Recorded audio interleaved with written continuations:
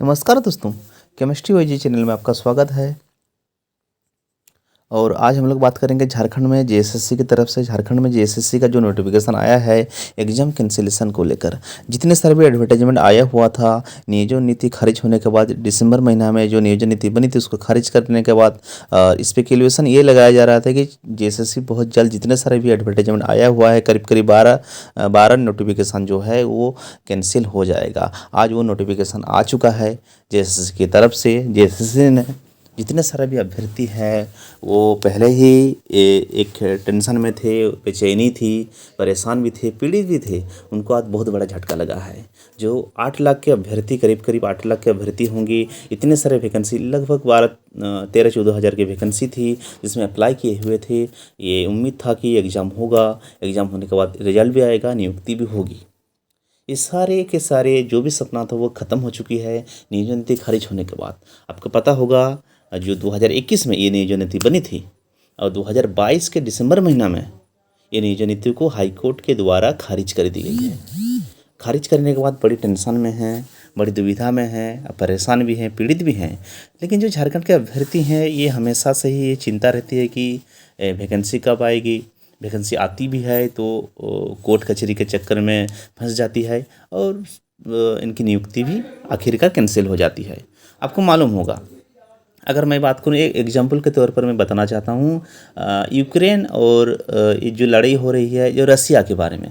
Russia Ukraine दोनों देश जो है अपने अपने जो होते हैं अपने अपने ईगो पर लड़ाई लड़ रहे हैं, एक दूसरे के ऊपर बोमा बारूद फेंकते हैं। लेकिन जो नुकसान होता है वहाँ की जनता का, वहाँ के जो आम जनमानस है उनको सबसे ज़्यादा परेशानी होती है, उनको किसी की चिंता नहीं है। वही हाल होता है झारखंड में भी। झारखंड की अगर बात करें, झारखंड में जो नीति बनी थी वही हाल है। अभ्यर्थी जो है पिसते हैं, फंसे रहते हैं, फंस जाते हैं, पीछे जाते हैं और जो आरोप प्रत्यारोप का खेल शुरू हो जाता है। नियोजन नीति एक बार फिर खारिज होने के बाद, जितने सारे वैकेंसी खारिज होने के बाद आरोप प्रत्यारोप यानी जो विपक्ष के लोग हैं, जो पक्ष में हैं यानी जिनकी सरकार है या जो विपक्ष में, सिर्फ आरोप प्रत्यारोप का खेल शुरू हो जाता है। आपको मालूम होगा झारखंड में भी वही हालत है। झारखंड में अभ्यर्थी बहुत ही परेशान हैं इस समय। सरकार के लिए भी बहुत बड़ी चुनौती है एग्ज़ाम कब होगा, यानी नियोजन नीति कब बनेगी। नियोजन नीति बनेगी कब, ये भी बहुत बड़ी चैलेंजिंग है सरकार के लिए।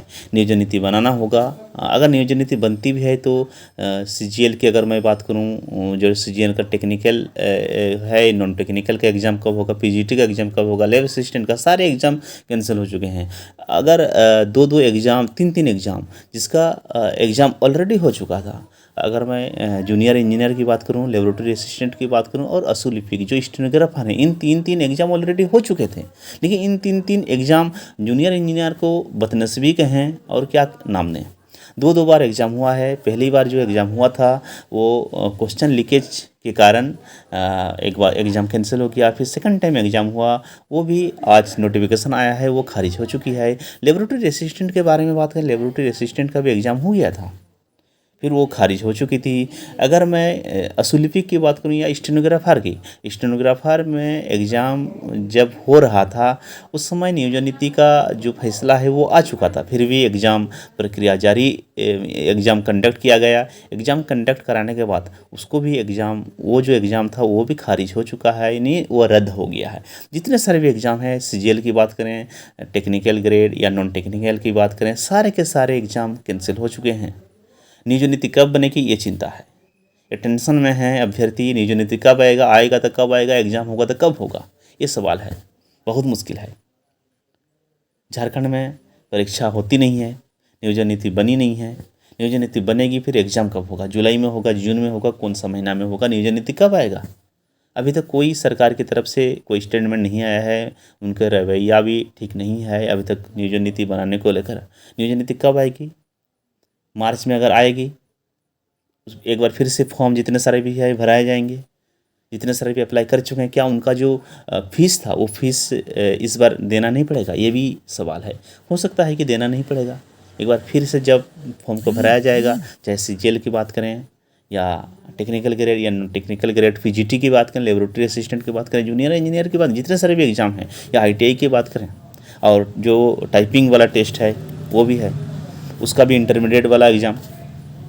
तो जितने सारे भी एग्ज़ाम होगा, जो ऑलरेडी फॉर्म को भर चुके हैं, क्या फिर से उनको परीक्षा का शुल्क देना होगा? शायद नहीं देना होगा। आने जब भी वैकेंसी आएगी फिर से एक बार नए तरीके से, नए सिरे से एग्ज़ाम को भराया जाएगा। एग्ज़ाम को फॉर्म निकलेगा, फॉर्म निकलने के बाद फिर से भराया जाएगा, फिर एक एक करके एग्ज़ाम होगा। या नियोजन नीति बनने के बाद सारी प्रक्रियाएँ आगे बढ़ेगी। लेकिन नियोजन नीति कब बनेगी, ये तो सवाल है।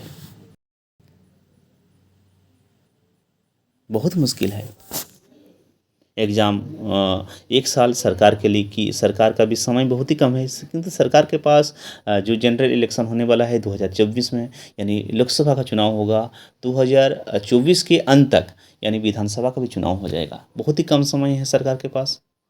सरकार की बहुत बड़ी चुनौती है नियोजन नीति बनाना, फिर एग्ज़ाम को कंडक्ट करना फेयरली, वो भी मिसकंडक्ट ना हो, फेयरली, क्वेश्चन भी लीकेज ना हो, किसी भी तरह से धांधली ना हो, फेयर कंडक्ट कराना सरकार के लिए भी चुनौती है। और अभ्यर्थी का चाहते भी वही है कि फेयरनेस जो भी होगा, एग्ज़ाम मिसकंडक्ट ना हो, फेयरनेस हो और एग्ज़ाम भी ठीक से निकले, एग्ज़ाम भी ठीक से हो। नियोजन नीति ऐसे बनाई जाए ताकि खारिज ना हो, कोर्ट कचहरी में चैलेंज ना किया जा सके, क्योंकि बहुत परेशान होते हैं, परेशान भी हैं इस समय। बहुत ही असमंजस की स्थिति में है झारखंड की स्थिति, ठीक नहीं है, बहुत ही मुश्किल है। आने वाले समय में क्या होता है, ये नियोजन नीति कब तक आएगा, ये देखने वाली बात है। सरकार क्या करती है। चैनल को सब्सक्राइब करें, शेयर करें, लाइक करें। अगर अच्छा लगे आप कमेंट भी करें, कमेंट सेक्शन में कमेंट करके बताएं और लाइक भी करें। धन्यवाद।